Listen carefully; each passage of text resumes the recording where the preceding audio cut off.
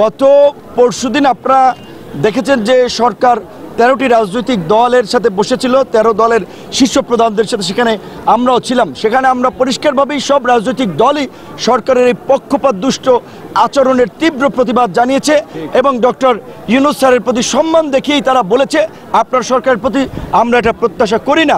কারণ পরশুদিনের আগে আপনারা দেখছেন 4টি দলকে নিয়ে মিটিং করেছে এবং গণমাধ্যমে এবং উপদেষ্টারা বলেছে 4টি প্রধান দলকে নিয়ে তারা বসেছেন। একটি দল যেখানে নিবন্ধনই নাই, সদ্য জন্ম লাভ করেছে, কতদূর যায়, কতদিন রাজনীতিতে টেকে, সেইটাই তো এখন পর্যন্ত জানা নাই। এক্সট্রিম মশার কয়েল প্ল্যান্ট ফাইবার দিয়ে তৈরি, তাই সহজে ভাঙে না, সুগন্ধিযুক্ত ও নিরবিচ্ছিন্নভাবে জ্বলে। ডেঙ্গু, চিকুনগুনিয়া বাহি সহ যে কোনো মশার বিরুদ্ধে দেয় এক্সট্রিম সুরক্ষা। সরকারের পৃষ্ঠপোষকতায় থেকে সরকারি সহযোগিতায় এদেশে অনেক কিংস পার্টি গড়ে উঠেছে, পরে আবার সেগুলো হাওয়ায় মিশে গেছে।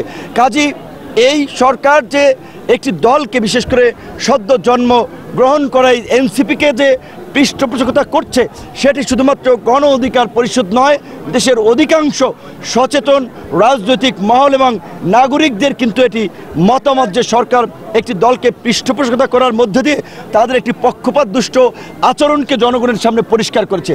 তাই আমরা বারবার সরকারকে সতর্ক করছি, সরকার যদি নিরপেক্ষ আচরণ করতে ব্যর্থ হয় তাহলে নির্বাচনের আগে নির্বাচনের জন্য কিন্তু একটি নিরপেক্ষ সরকারের প্রয়োজন হতে পারে এবং আমরা মনে করি এনসিপি সহ সকল দলের প্রতি সরকার সমান আচরণ করবে, সকলকে সমানভাবে দেখবে।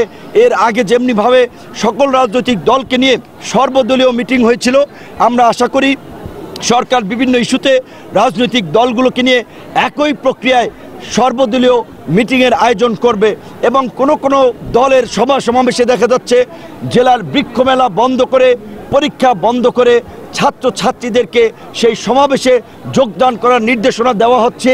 এটি নতুন বাংলাদেশের চিত্র নয়। এগুলো আমরা পুরানো আমলে দেখেছি।